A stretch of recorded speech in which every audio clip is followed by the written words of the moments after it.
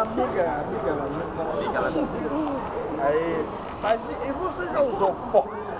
Você já usou pólvora? Aí disse... Pólvora é rapaz, um dia desse, manhã fez uma coisa aqui, misturou tanta coisa. E no fim, eu tinha essas coisas que tá dizendo mesmo, pólvora, não sei o quê. Aí ela só dizendo, e o cara dizendo, então deixa eu anotar aqui, a nota assim, me diga uma coisa. Não, é pólvora.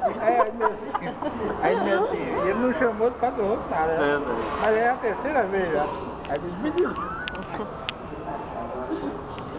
diga uma coisa, você chupa?